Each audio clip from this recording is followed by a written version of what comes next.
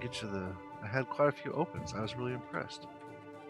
I have to put Mike Shea in all my emails. Did that work? I think it worked. So 29% opens in a day. Not bad. Wow, that's good. Out of 735 on my list. So. Is it? Yep. Is there a pre-show? There's a pre-show up now, right? Oh, awesome. He posted to Twitter. Yeah, I need to retweet that too. And we don't have we usually don't have a whole lot of live viewers, but we get quite a few residuals on the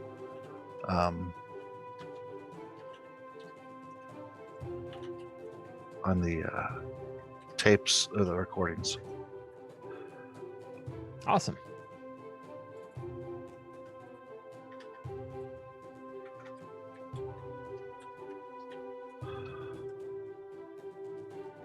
Tweet going live with you. Jay Corvin Stevens is your Twitter handle? Yep. Right. Boom. Cool. I will also mention it to my Discord friends. I think we all just tweeted at the same time. Oh man, Twitter's gonna go down. If we all tweet at the same time.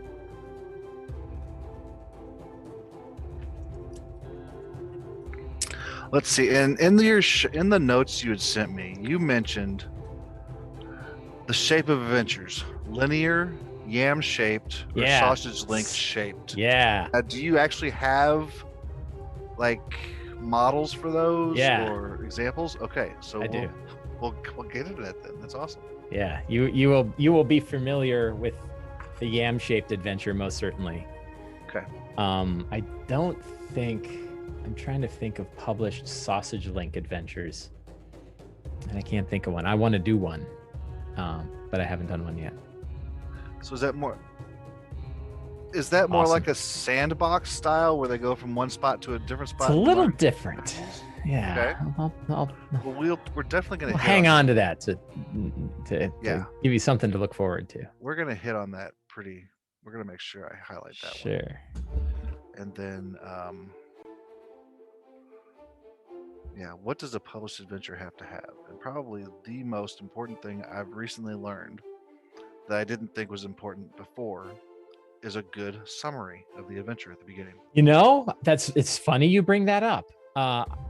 It was clearest to me reading Candlekeep Mysteries how important it was. Like if you're going to give me a book with 16 adventures in it, I need to be able to read the first paragraph and understand what is going to be in the adventure.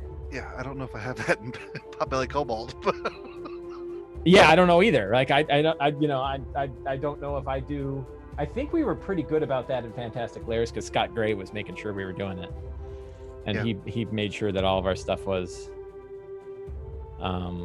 I've got a background and a plot. And it's like you don't want to be cute, right? Like you want it to be kind of evocative enough that you'd play, but you don't want to be cute either, because if you're too cute, no one's going to know what the hell the thing is about. Yeah, one of the things that, and we'll talk about this again too, but when I was a writer, I didn't want to give anything away because I wanted the Dungeon Master to experience, the adventure as they read it, but more like a novel. That type of. But now it's like as a DM, I'm like, well, I'm busy. I'm busy. Yeah. Don't screw with my time. If I have a good idea of what's going to happen, I can pretty well wing everything if I need to. Yeah. And I think Ginny is both a heavy, organized play DM and coordinator and writer. Probably understands that best of all, right? Like, don't be cute. Yeah. Right. Yeah. Ginny, what do you need people to do? Do you need to click on subscribe button on Twitch, or what is it? Yeah. Subscribe, you get money. Follow is the expected. The hope. The hope.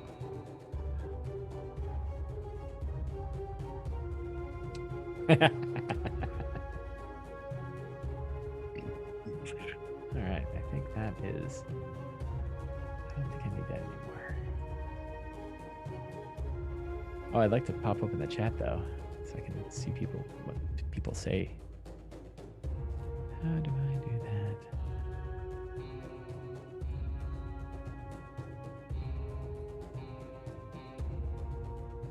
Right. But there was a way to like just pop out the chat. Did they get rid of that?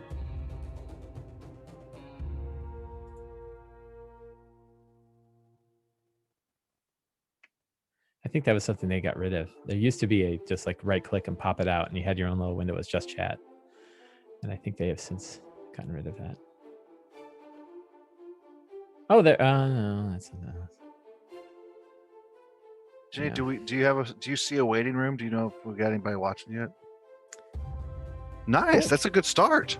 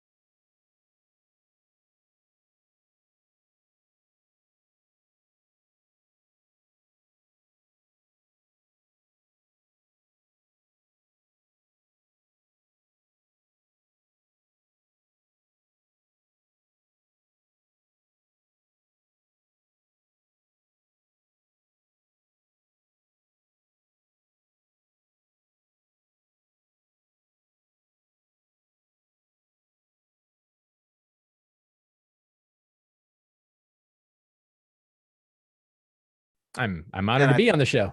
I think when we're talking about adventure design, Mike has gone through quite a few things here that would really, he has a good knowledge of what's going to make a good adventure. And he and I were talking about the show, or before the show, about some things too, and we kind of both agreed on a certain point that's new to me.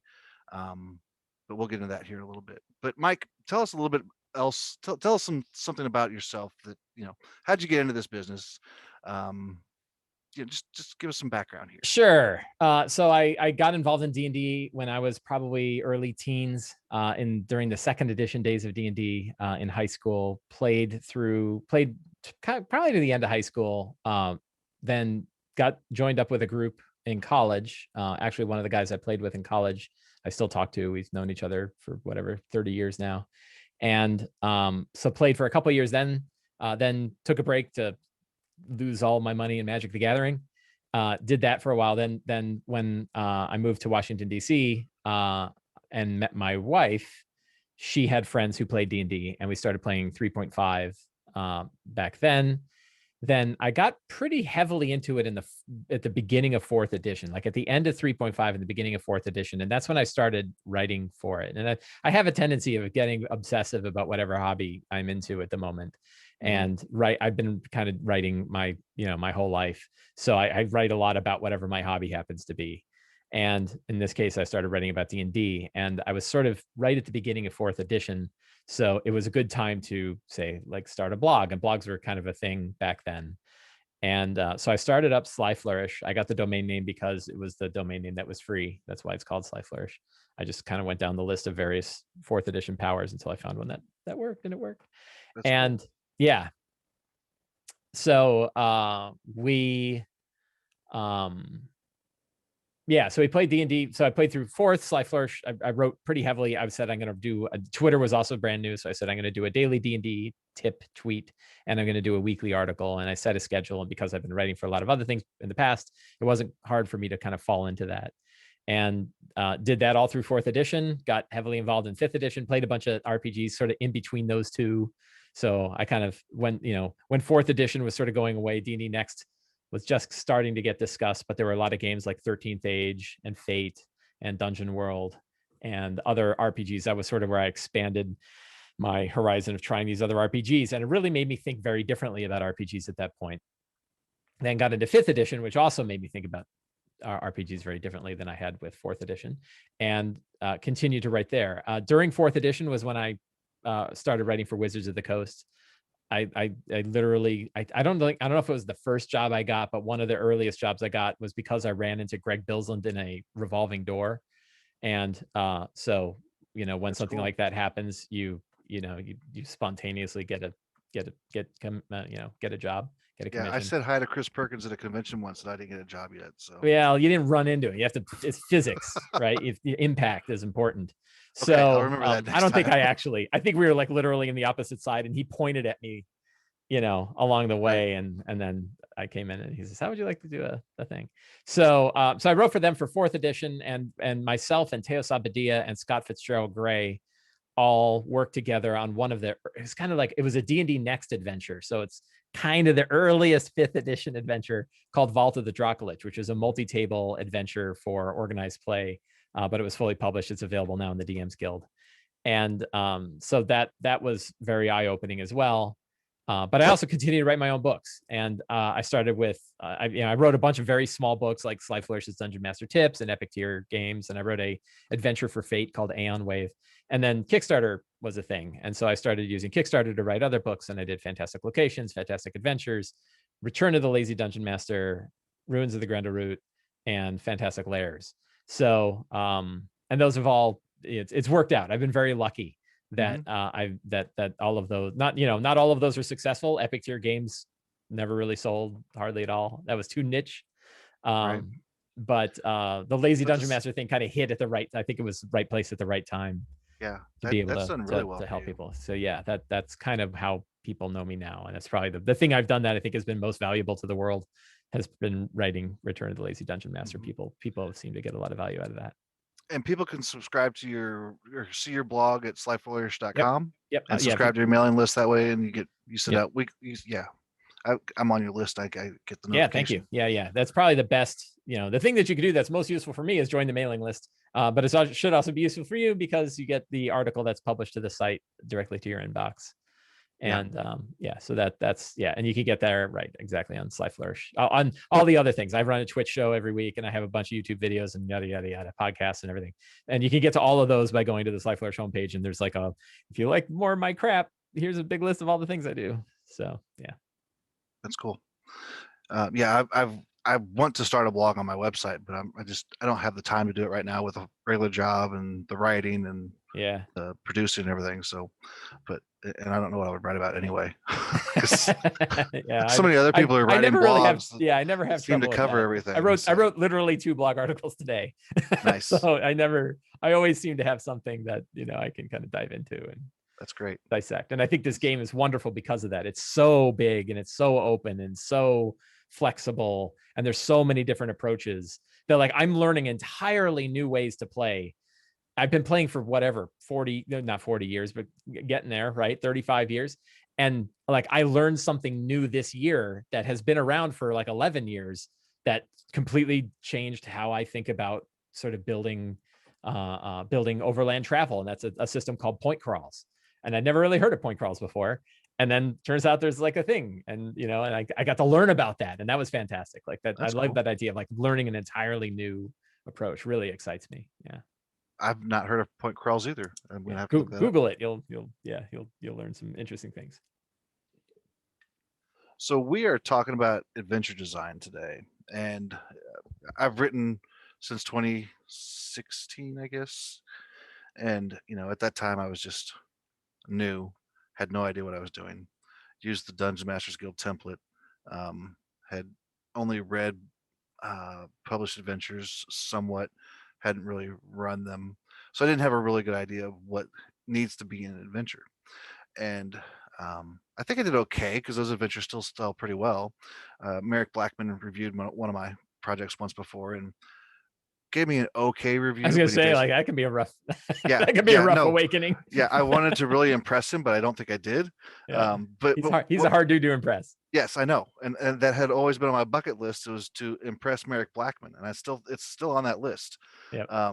So Merrick's a great guy. Merrick, if you happen to be listening, I appreciate everything you do. He hangs out in my Discord chat, so he and I chat all the time. No, I appreciate his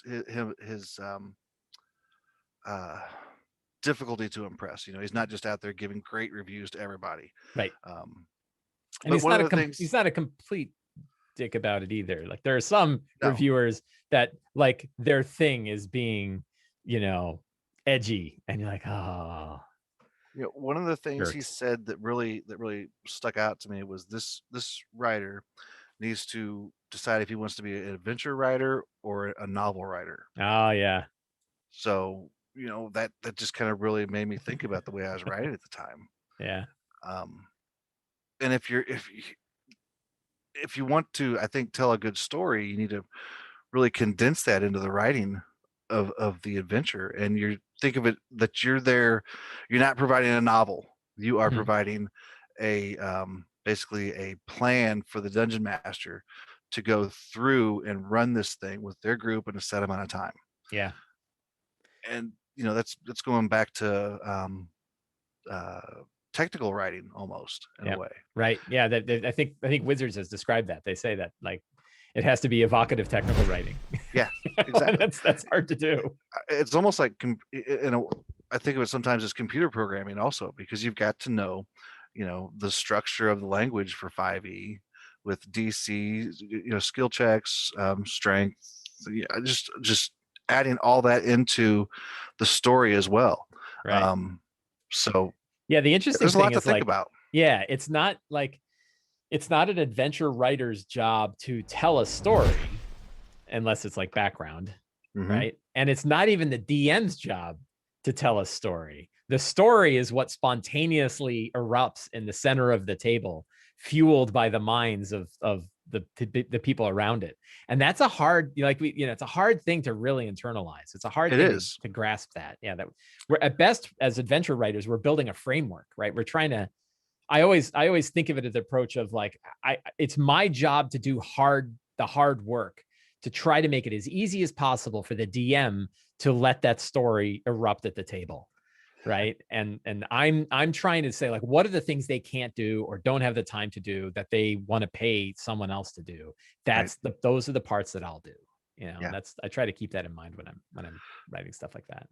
And that can be really hard to take yourself out of that, or take the story out of that part of the equation, because there's things you see, that you envision as a writer, what's happening during that scene, where it may, whereas if you put that in, it may never happen. Right. So the idea is just to provide the mechanics there and leave it for the DM and the players to kind of just tell that story on their own. Yeah, you're really like going into a paper factory, spraying gasoline all over the place and handing the matches over to somebody else and then leaving. All right. And you're not the one that actually sets the thing on fire. That's somebody else's job. And when I was a new writer and I would see somebody leave comments or reviews or mention something on social medias, we played this adventure by Jeff Stevens and this is what happened and it was awesome. And I'm like, that's not written in the adventure. That should not have happened. Right. Yeah. But then I'm like, well, that's okay. I just write this stuff and they could do with it whatever they want to. That's preferred, right? Like, I love hearing that. I love hearing how people have taken aspects of things that I've written and figured out how to turn it into things that work well for them and their group. Like and pretty much every adventure writer that I've talked to feels that same way. Like they know, to me, good adventure writers know that the best thing that can happen is that their stuff is cannibalized for someone else's world. Wolfgang Bauer said that about Midgard, right? I said, what is your highest, what's the highest praise for Midgard? And he said, the highest praise is when somebody shreds it and turns it into their own world. And I was like, wow, like, and that's a whole world, right?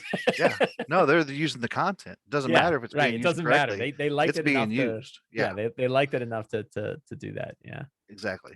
So you and I were speaking before the show, and one of the things that I had mentioned that I think is one of the most important pieces of adventure design that I've only recently discovered or realized or accepted is the adventure summary.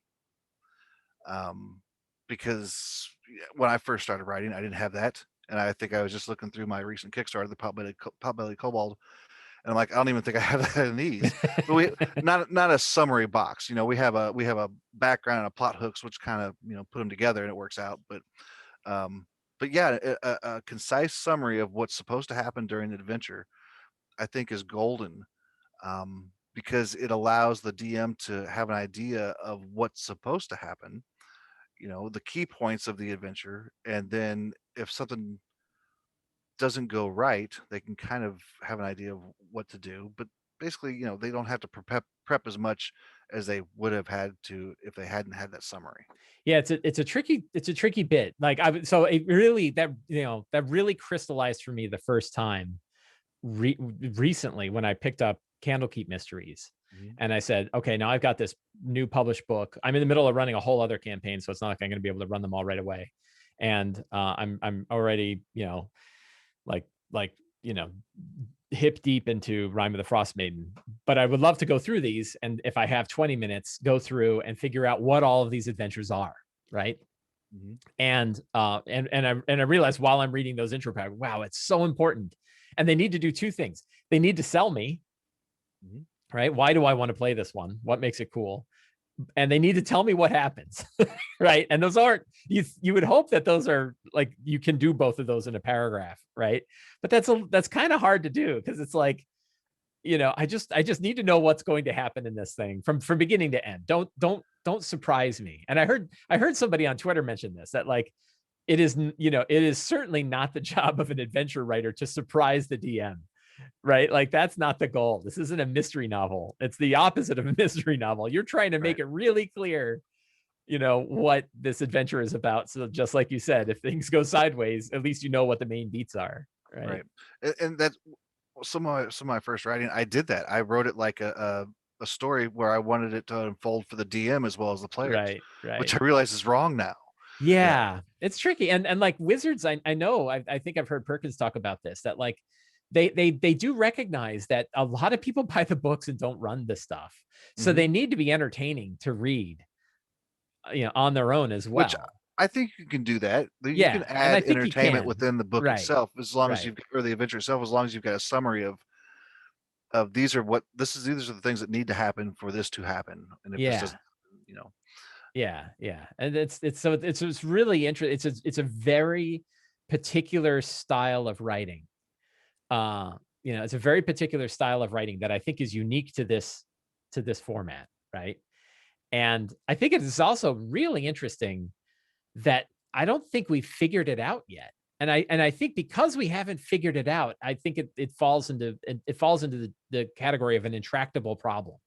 Like, we are not going to figure out what the ideal adventure design is going to be, because how many thousands and thousands of adventures have been written, and yet we can't all agree, like, oh, this is the style, this is the format, this is the layout. No one knows, right? Like, it's kind of, there's all different kinds, and I think that because they're all, different DMs like different things, and I think like the, probably trends change over time. yeah, And it's kind of fascinating that, like, it's fascinating and also very depressing to think, like, we're never going to write a perfect adventure. no, It's no. like, I've always, but I'm going to try, right? I've Like, always said there's many ways to write a good adventure, but there's more ways to yeah. write a wrong adventure. Yes, right. There's more, and that's why I think there's so critical. And it's very interesting to me that if you go, like, if you take Curse of Strahd off of the top of the list, right, and like usually Curse of Strahd and Ravenloft, and you take the two of them and set them aside, and then ask people, like, what are your favorite adventures, you're going to get this huge spread of adventures that people dig, right? And also, if you go and say, who are the best adventure, this is really interesting to me, who are the best adventure writers on the planet, right? The list is like 1,000 different people, and two of them had three people. The highest one had three people that said they liked him. So it's like there isn't one person you can look at and be like, that, she knows it. Like, she knows how to do it. There hasn't, so far as I can tell, there isn't any one person who's like encapsulated, Right. sort of encapsulated the best adventure. So I think that's because we all have our hits and misses too. I think so. I think you're right. Yeah. There are some things that are just passion projects that when we write them or design them, it's just a story we wanted to tell, and it felt good to us. But then when it hits the Dungeon Masters Guild or wherever for sale, Right. it just doesn't resonate with people. Mm-hmm. So yeah, it's hard to always be 100% unless you're gonna just strive for that. I don't know, pleasing the public all the time, Right. rather than fulfilling whatever you want to write. So, yep. So let's lay out what a published adventure has to have. That's a good question. So it's there are different kinds of adventures. So, I think you brought up front, right? Tell me what the adventure is about, yep. Right? That's really important. A hook is really important. Why do the characters care? Why will they care? And, right. And ideally, give me a few different motivations, because different groups are going to have different motivations to do that. I think it needs to have a recognizable structure, that it doesn't have to be the one type of structure, but a story-focused adventure that's a mystery set up in a castle is going to be different than a dungeon crawl, where you're given a very simple job of go kill this boss down in this crypt, and off you go. I probably a map, right? I think it's probably pretty rare to have an adventure that doesn't have a location, and it's rare for an adventure that has a location to not have a map and map descriptions and things like that.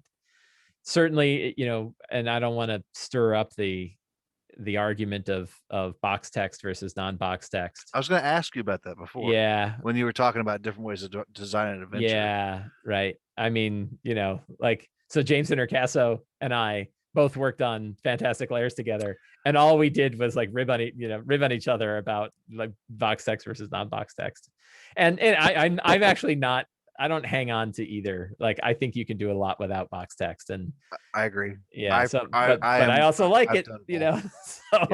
I think there's good box text and there's bad box text, and I think there's pretty good criteria of what makes or breaks box text. I got on the probably the worst criticism that I received on Ruins of the Grendel Root, criticized that it had lots of big box text in the front of the adventures.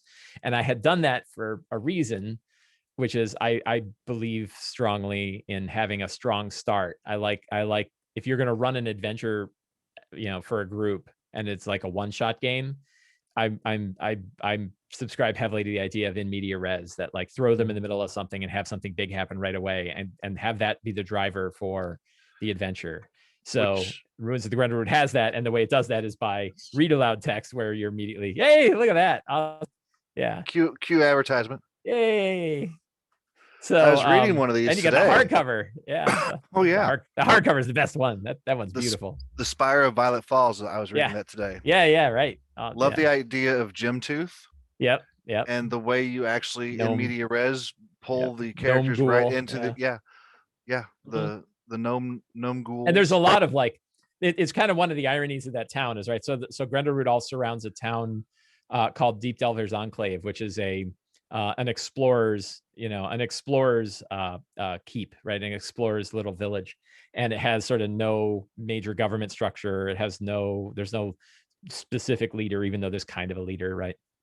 And everybody is happy, like, because it's in the middle of this like ruined city underground. You don't want it to be like dark and depressing, so they have parties all the time, right? And they're always cheerful, and they're always, but like meanwhile sinkholes are constantly dropping in the middle of the town, and people fall in, and then zombies pour out, and then they have to deal with that. And part of the fun of it is like, well, the town just sort of weathers that stuff, it's sort of like what's the main town in Buffy the Vampire Slayer, and everyone's like, why is it that like every time we go to a high school reunion a giant snake attacks people, right? And they have that great scene in like the last season where finally the whole town is just getting sucked into hell, and like everyone's driving out, including like a bunch of demons who have been living there all this time, right? And the demons are like behind the wheel of the car, like, oh, we're out of here, like this is, so it's sort of, it has this sort of like tongue-in-cheek idea of and it's because like you want to have all the adventures start in Deep Delver's Enclave, and something happens, so you're constantly getting attacked by orcs, or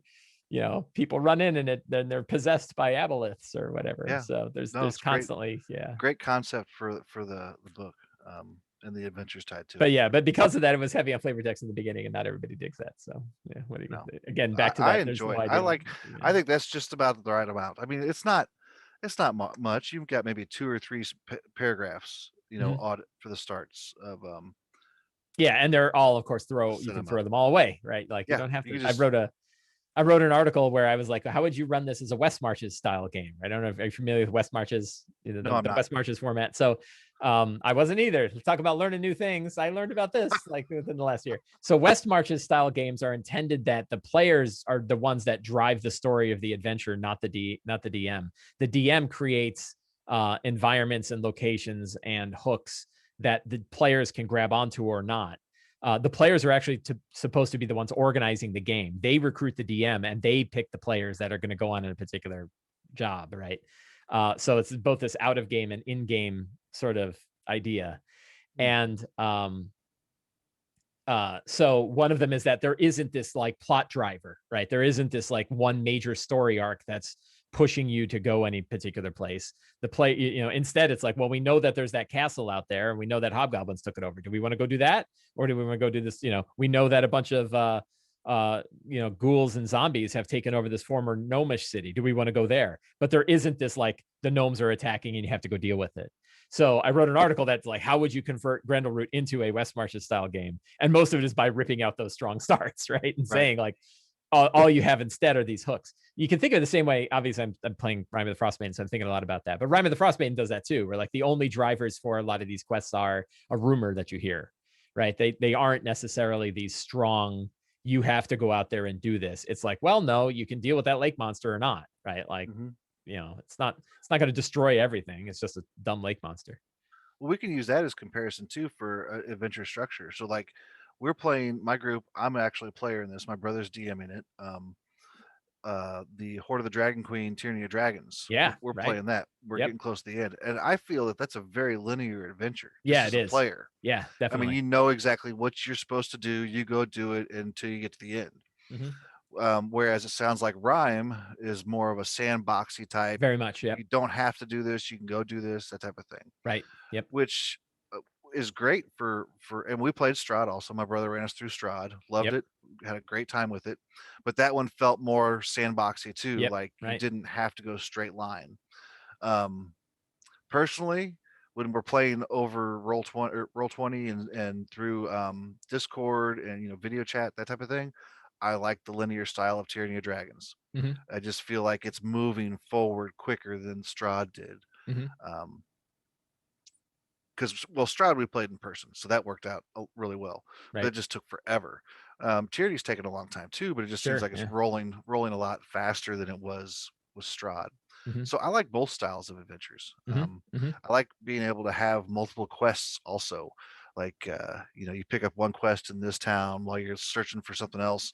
You may find another quest, and kind of that whole old school D&D game that used to be on PC, where you could you go up and talk, and the little box comes up above their head. Go fetch me a pail of water from this well. You have your little quest log in the corner. Yeah, it's like, oh you yeah, got like 20 of them there, and so I like that too. But yeah, the different styles of adventures, and you actually mentioned a few that I had never heard of. I had heard of linear adventures when we're talking about a shape adventure. You mentioned a yam shaped adventure and a sausage link shaped adventure. Now, you haven't heard of these, because outside of my wife and I don't know if anybody's ever heard of these before. Okay, well, let's talk about them. I'm interested in hearing about these. So Curse of Strahd, well, the linear adventures you mentioned very clearly, that generally speaking, you have a point A to point Z and a bunch of things that go on the way.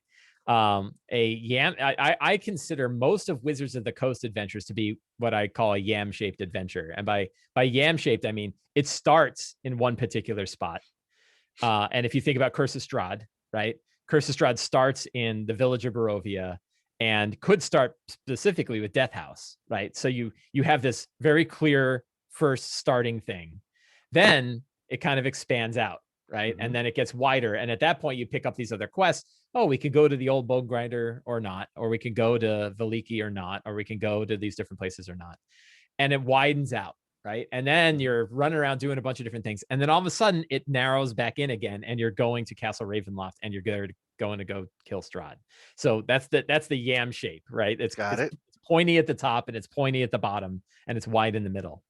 And I actually think that is an outstanding adventure style to do. I think that it gives you this clear goal, right? And if like you can look at Storm King's Thunder, Tomb of Annihilation, almost all of the major, probably not, I don't know if I think that a weird structure, Descent into Avernus had kind of a weird structure.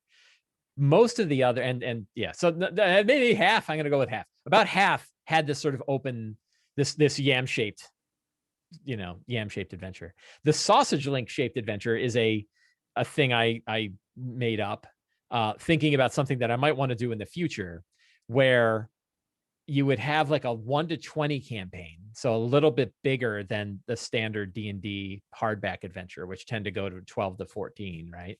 But actually go all the way out to 20. And every tier of the adventure is its own yam-shaped adventure. And so you would start at a specific place. It widens out while you're in that tier. You can do a bunch of different things. Then it has sort of a conclusion. And then now you're 5th level, and it widens back out, widens back out again. You can do all sorts of things. Then bang, goes to another conclusion. Does that 4 times, right? And the advantage of a structure like that, I'm giving this away. This is free. You can take this and run with it. Because I don't know. As far as I know, no one's done this yet, right? But the advantage is you could have from a DM's perspective, from a customer's perspective, they could run any one of the tiers independent of the other ones. So they could say, I just want to run the 10 to 20 version of this, or I want to run the 5 to 15 version of this. And they'll have a beginning and an end, and a sandbox in the middle, right? Without necessarily having to have all of them. Just like a sausage link, you can cut off any one of the sausages and just eat that. Or you can eat all 4, right? So that's an idea that I'm thinking about, right? I'm thinking about projects not this year but next, and if I do one next year, I might do something that'll be like that. Yeah, because I think it'd be that's a cool idea. Where and you could you can run different links with different tables. if Yeah, you were sure. with different groups. Yep. So yeah, no, that's a cool idea. Yeah, and it may end up collapsing. I may end up deciding that I can only do 2 links. I can't do 4 because trying to have like 4 different bosses and do a miniature sandbox for all those tiers could be a little tricky. But like I think Frost Maiden kind of opened my eyes that like they have a big tier 1 sandbox and a big tier 2 sandbox, right? That's kind of if you look at the structure of Frost Maiden, it doesn't have it doesn't collapse between the two. It instead has, you go around 10 towns doing a bunch of odd jobs, and then you can go around Icewind Dale doing a bunch of odd jobs, and then a couple of big crazy things happen while you're out there doing stuff. So that, yeah. So I think that they've shown that you can have a whole sandbox for 1 tier by doing that 1st to 4th level. The tricky bit is like, how many different adventures could you go on before you should be 5th level? Mm-hmm. It's not that many, right? It's probably about 4. So how sandboxy is it if you're only going on 4 adventures? So, true. Very true. Yeah. We are at the halfway point. I just want to remind everyone out there listening or watching to, if you have questions, throw them out in chat. Jenny Lovedale, let us know if there's anything that we need to answer. And while we're on the topic of Jenny Lovedale, let's hit that follow button or the subscribe button there on the Twitch channel. Get her some followers and subscribers. Help support the show. That's a second advertisement today. So I should start charging for advertising, I think. Sure. But no. Just Jenny? Like you're not going to have, you're not going to charge anyone else, just Jenny? Just Jenny. Yeah, that makes sense. I mean, why wouldn't I? Sure, makes sense, yeah. So what's your favorite adventure? Do you have a favorite adventure of all time? I do. Well, yeah. So I love Lost Mine of Phandelver. I love Dragon of Spire Peak, and I love Curse of Strahd. I think those are my top 3. Okay. Probably in that order. I'm 50-50 on Dragon of Spire Peak and Dragon of Spire Peak and Lost Mine of Phandelver. Because they both bring different things to the table. But I like both of them because they're just good, straightforward D&D adventures. Like they seem to capture what I would expect a D&D adventure to capture. They don't overthink things. They're like a Dragon of Spire Peak in particular, like the style, that one, when I picked it up and read it, I was just sort of like shocked at its efficiency. That most of the adventures in that book, and there's like 16 adventures or 20 adventures in a 32-page book or something like that. And it's because the adventures are 2 to 4 pages, right? Like that's amazing, right? And it's so, so short in its text, right? They don't use a lot of flavor text. They use some, and it's very clear that they were very careful about where to put it. And so I really like that style. I think the mechanic approach of how they handle quests in that game, in that adventure, where it's a job board, right? And there's 3 jobs up in the job board, and you do 2 of them, and then the other one disappears, and then 3 new jobs come up. That's a pretty cool idea. It's really right, but it's like we say like it's pretty cool. You're like, well, pretty much any video game had that for the last 30 years. Yeah. But it's a good structure that works for this. Now, I've heard other people like, boy, that's boring, right? Like they want that big central plot. They want, they want Horde of the Dragon Queen, where cities are getting ransacked by cultists who are trying to bring back Tiamat. So Spire was meant to be run with 1 to 2 players.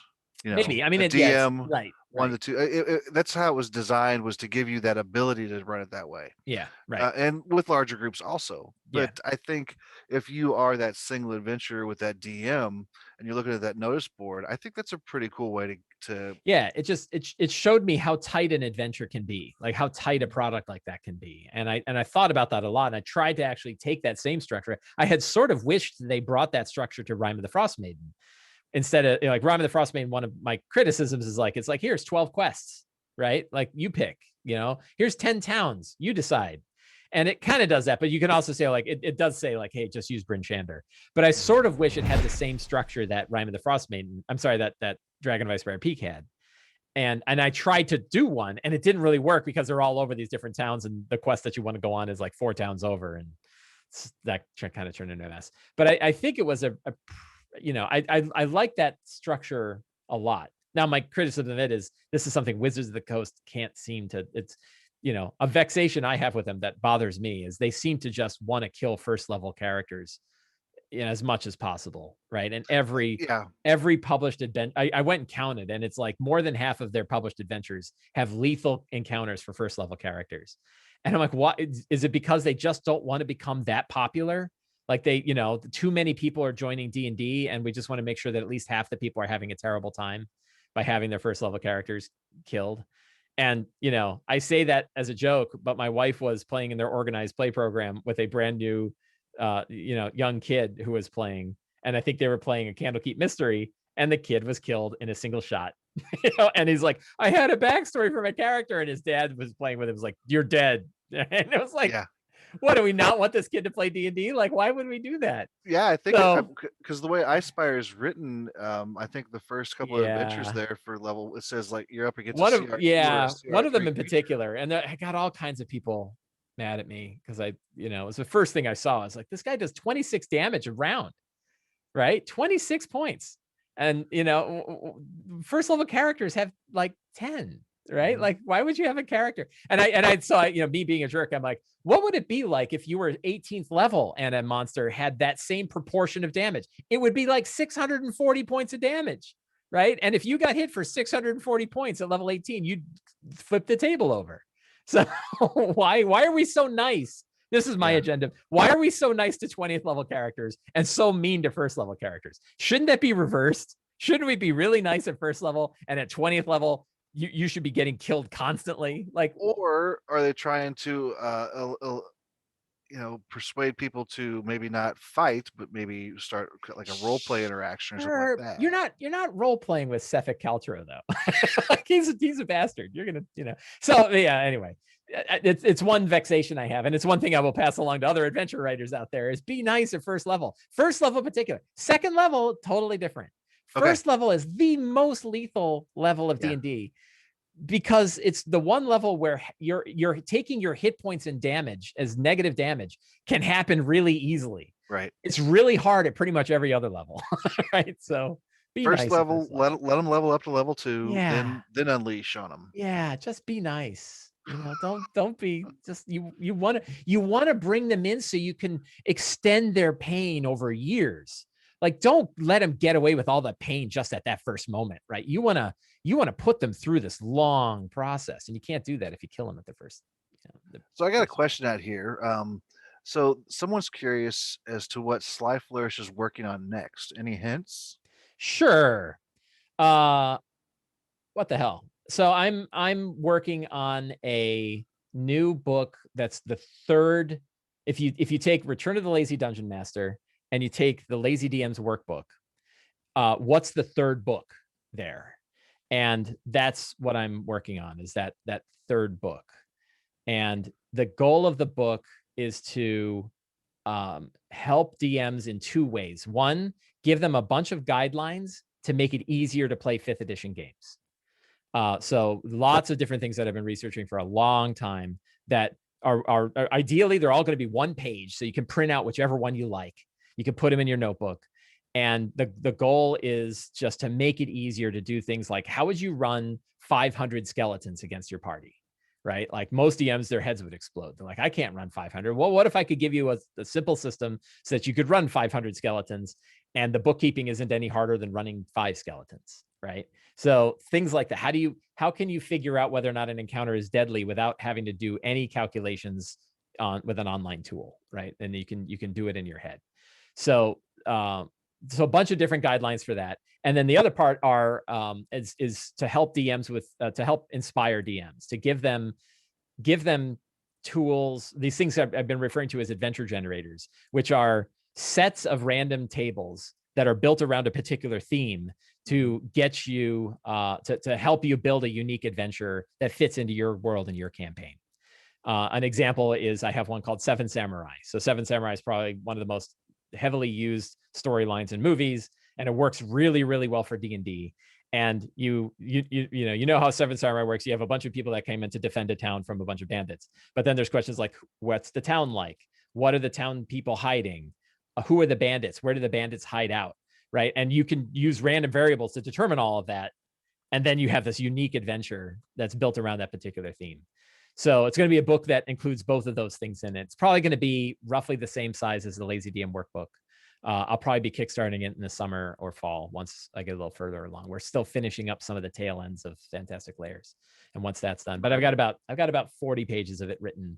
I expect it to be about 50 or 60 pages at the end, so I've actually got a fair bit. Yeah, you're trucking right along with that then. Yeah. So that's next. Yeah. Another person mentioned Ghost Tower of Inverness. Is that a adventure? Is that yeah? So Ghost Tower, that's not mine. Ghost Tower of Inverness is an ancient adventure, right? Is that Frylock who mentioned that? Yes. Yeah, Frylock's my pal. That's okay. That's my pal Rob. I think that's his favorite adventure. But yeah, that's an old one, isn't it? That's a Ghost Tower. Ghost Tower's old. I haven't heard of it for a while. I'm pretty sure it is. This guy called Alpha Stream 1. I want to talk to him. He mentioned the flump, so yeah, we're not going to talk. Yeah, we're not going to talk. Yeah, right. See, that's what happens. You bring Alpha Stream in. Next thing you know, you're talking about flumps. Yep, talking about flumps. Yep. No, Alpha Stream's awesome. Teos is my pal too. Thanks for hanging out with us. So is there anything particular that you want to talk about the design for Ruins of the Grendel Root adventures? Yeah, I'll talk about one thing that I did in there, and it's the kind of thing again. So Dragon of Icespire Peak sort of shook my thought about this. I one of the things I did with the original Fantastic Adventures, and then I kept it in Ruins of the Grendel Root, was an intention to make sure that every one of the adventures could be played in a single session. And I feel like now I hung on to that too tightly, and I probably won't hang on to that in future. If I do another book that's similar to that, I probably won't worry about that too much.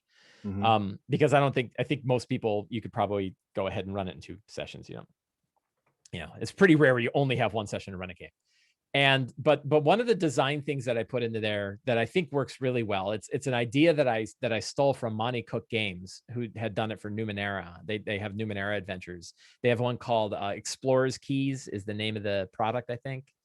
And they have this concept that I refer to as the moving MacGuffin. And so a MacGuffin, if we're not familiar with the term, is the idea of a whatever the thing is that you have to get in order to end the adventure. It comes from Alfred Hitchcock, who had things like, if you think about the Maltese Falcon is a MacGuffin. Usually the object itself has no actual real relevance.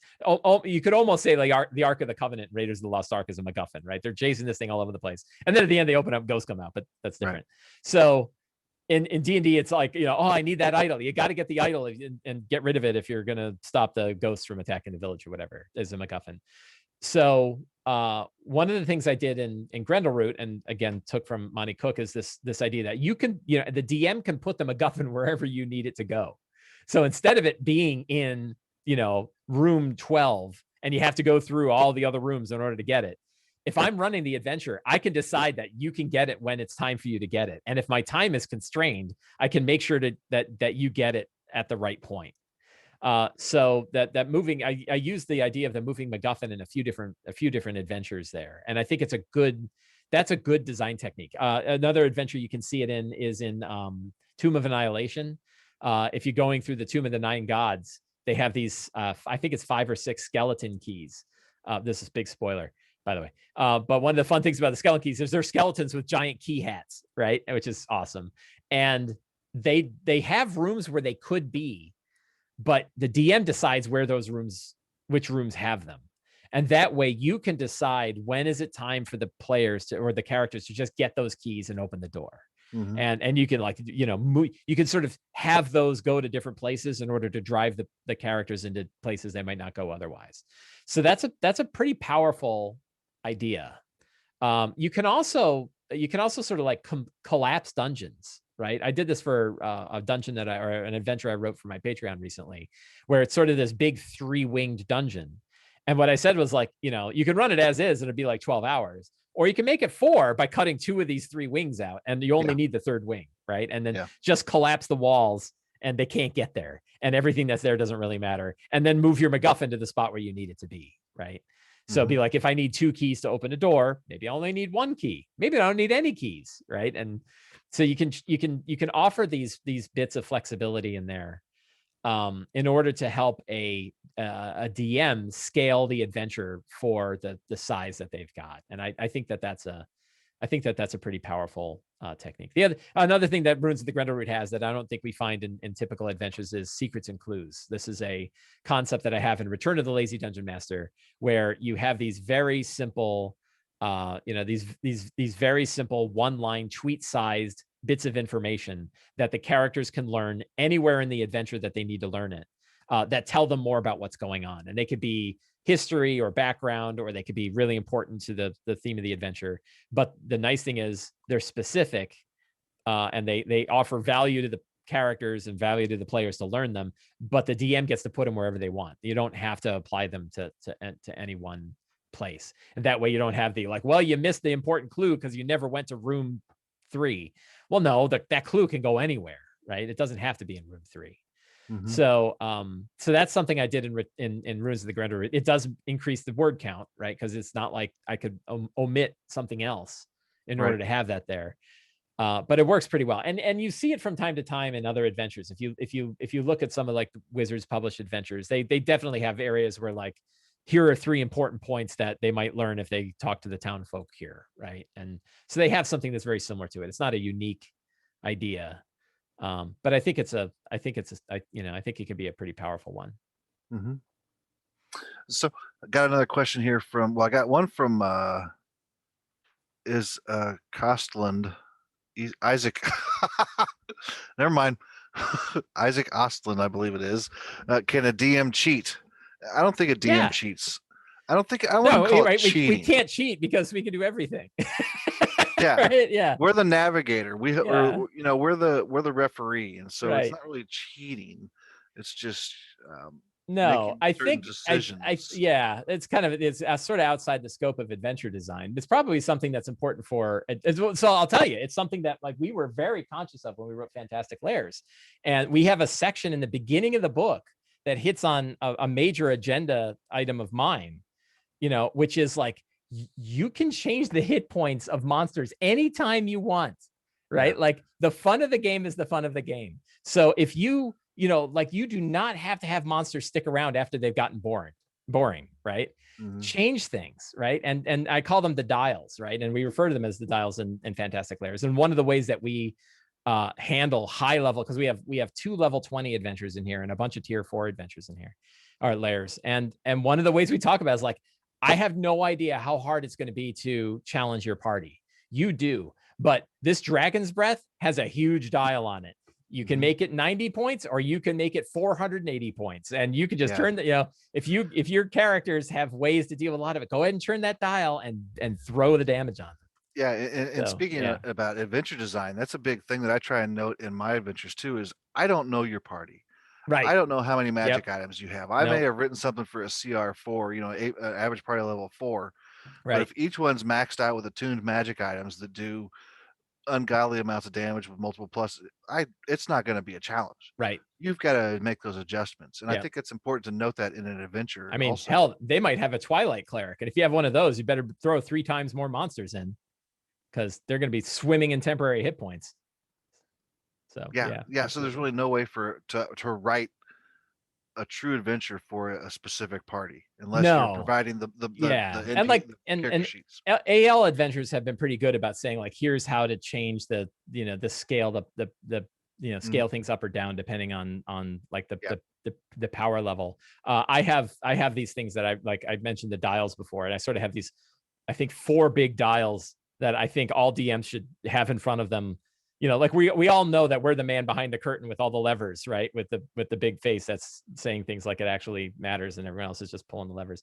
And the 4 dials are monster hit points. You can turn those up or down, right? Monster damage per attack. You can turn that up or down. Number of attacks. You can turn that up or down. And number of monsters. And you can turn that up or down. And some of those you kind of have to do ahead of time, because it will be clear that you're altering things if you change them during a fight. But, like, you can always sort of turn the dial on, you can turn the dial on the number of monsters,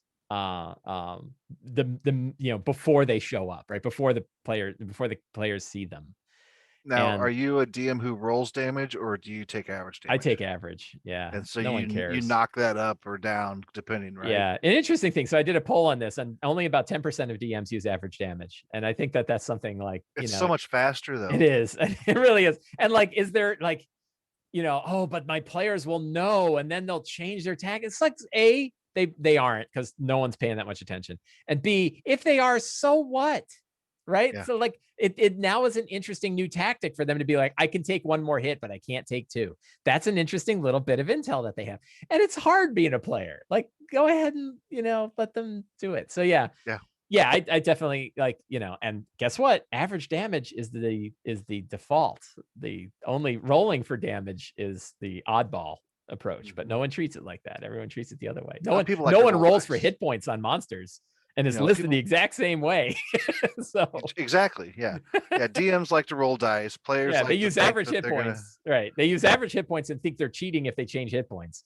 And then they roll for damage all the time and think it's lame if you use static damage. But yeah, it just makes the whole I've heard the argument before about roll your damage with your attack, but it is so much faster to have static monster damage. And when I was talking about hordes and things like that, you're running 200 skeletons, then you really need to use. Right. There's no other way than using static damage. Right. Well, we've covered quite a bit already. Is there anything that you have in particular that you wanted to mention? Oh, what else? I mean, we've gotten off topic too. We haven't really. Yeah. We've talked about adventure design, but in a really cool way, I think. We mentioned box text versus not box text, which I think we have to do in every show. I'll pick on Teos because I saw that he had a question in here, a nice loaded question, right? This is one of those like, do you think that you should stop beating your wife kind of questions, right? Like, Mike, do you think MacGuffins are at all old design? Should we leave that behind a bit more or work off situations and broader goals?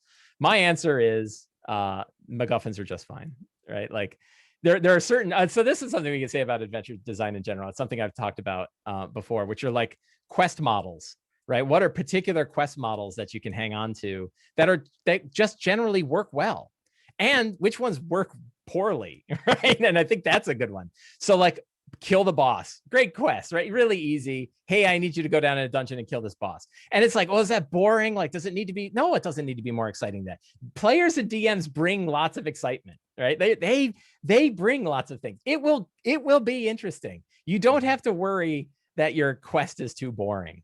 Right? You can do things to make it exciting. Kill the boss, collect the item, collect multiple items, clear the area, rescue somebody. Like there's a whole bunch of these that are very common. But then there are a few that are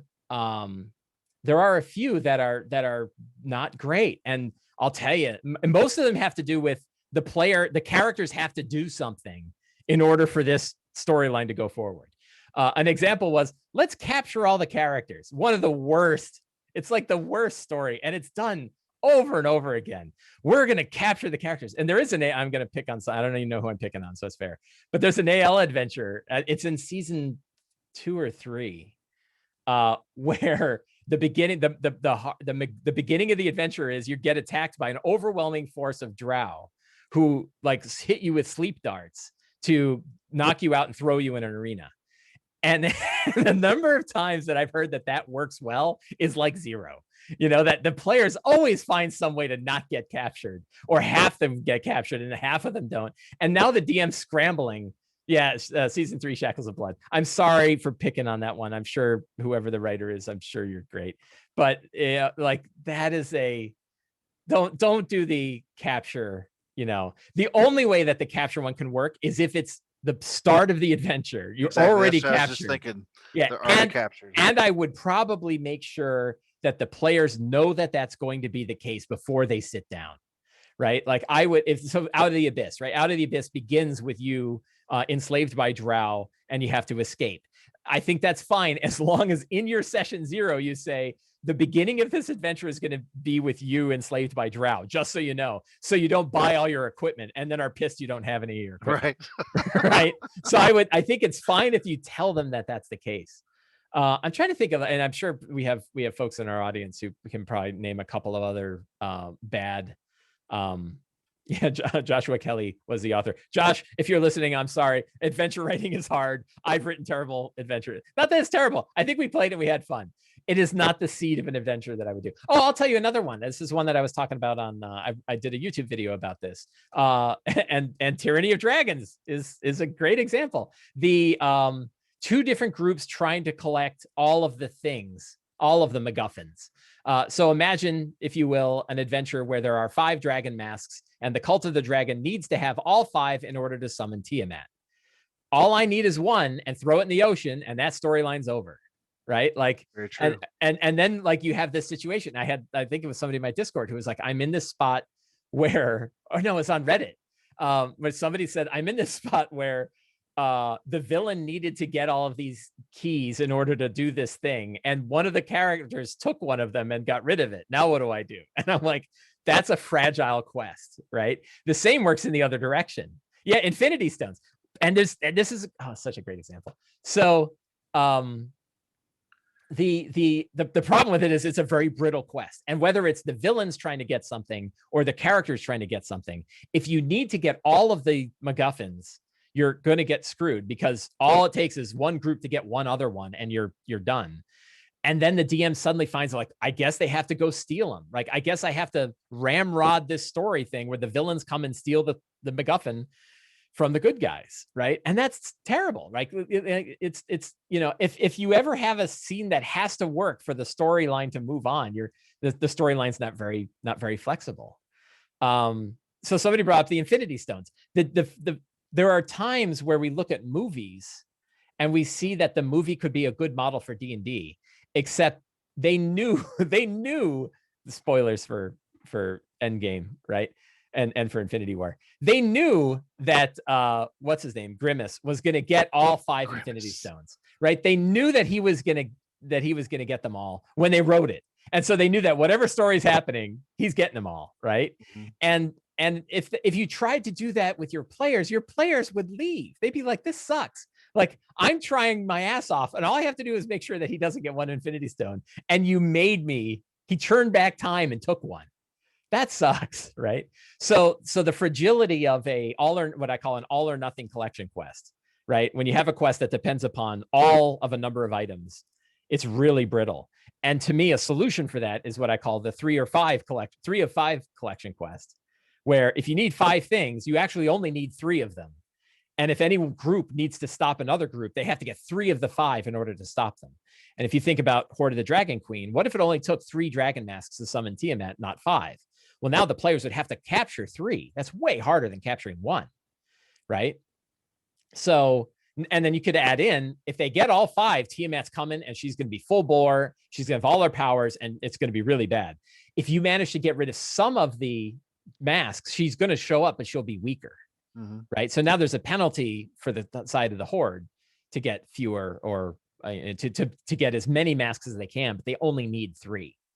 Another angle on this is you just say, well, what is another way that the villains could accomplish this goal without getting the MacGuffins that you stopped? But you have to be careful with that. So, so that. I like that 3 of 5.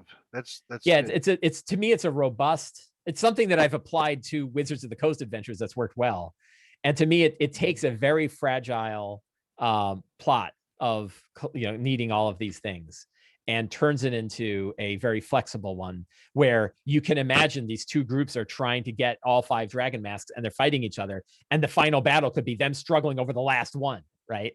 And that could be really interesting. And as a DM, you get to sit back and say, like, I don't have to force this. Like, I can see where it goes. Yeah. Right. And that's really, you don't want to box a DM as an adventure writer. You don't want to box a DM into a situation where I need to make something happen for this adventure to go forward. Yeah. Chat actually says anything that has to happen often has to cause massive headaches. Yeah. Right. Anything that has to happen for the adventure to go forward is usually a problem. Yeah. That and skill checks. If you have to pass the skill check, if you have to in order for the adventure to go, or go forward, it's not. I've been thinking about this a lot recently too. I got on a tirade about skill challenges, which we won't have to get into here.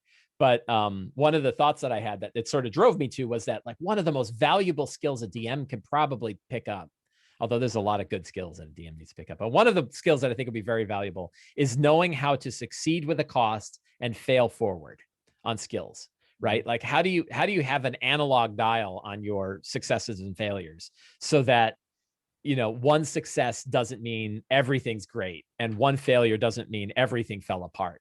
You want to make sure that, like, and I think it's probably in writing, you can probably work this out by having a robust situation to make sure that to make sure that you can always keep the story going forward, even if they've had a lot of successes or a lot of failures. You can scale each skill check so that even if they fail, they learn a little bit of knowledge. Right. But if we were to succeed well, they learn a lot of knowledge. Yeah. So, yeah. Like the locked door, the idea of like, well, you failed to unlock the door is a pure failure, but you unlocked the door, but boy, were you loud. Yeah. As a fail, that's a success with a cost, right? Or you broke your thieves tools. Right. Your thieves tools broke, but it's unlocked, but you can't do it anymore now. Yeah, right. It's all bent. We are at an hour. This discussion went really fast. I think. It's such a I could just talk about D&D all the time. It's fun. It's so much fun. Mike, I thank you for being on the show. Thank you for having me. This has been fantastic. Where can people find you? We know slyflourish.com. That's really the one. Go to Sly Flourish and you can get to all the other bits. So yeah. Right. And if you want to be nice, so 2 ways to be nice. There's a bunch of ways to be nice. One way, subscribe to the newsletter. It's free, and you get a free gift. You get a nice free adventure generator that I put together. If you really want to be nice, you can join my Patreon. You get a lot of good stuff for joining the Patreon, and it's pretty cheap. Or you can buy any of my books. That's nice too. But yeah, all of that is available. You go to slyflourish.com. You can get to all, everything else. The Ruins of the Grendel Root is a very nice book. It was the hardest thing I ever did. I'll tell you what, I just finished up Potbelly Kobold, and we're getting ready to go to print. Or make it available for print pretty soon. Yep. That was a big project too. These are. I had a great editing, proofreading, writing team. Yeah, the team was great. I was really lucky with Fantastic Layers because I had Scott Gray and James Intercasso to carry me along. Yeah, I didn't have anybody to carry. It wasn't quite as. I think Scott Gray worked with me on Ruins of the Grendel Root, and he was a huge help. But doing all of the rest of it was really hard. Being the production manager of a big project like that is not a lot of fun. It's fun. Writing it is great. I love writing adventures. I hate everything else. I don't mind all the rest. Playtesting. I like all of it. Oh yeah, playtesting, that can be rough. But But okay, I am Jeff Stevens. In case you didn't know that, you can find me at jeffstevensgames.com. Is my website. J Corvin Stevens on Twitter, and on the DMs Guild, Jeff C. Stevens. And again, if you're watching this like now live or recording, you can hit that subscribe or follow button on Jenny Loveday's Twitch channel and get her some more followers or subscribers.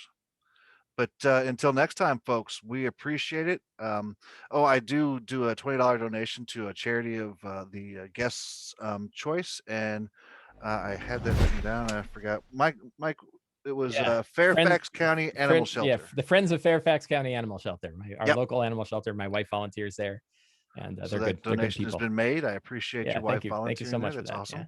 And until next time, folks, I hope you all roll well, play D&D, and have a great time. Take care.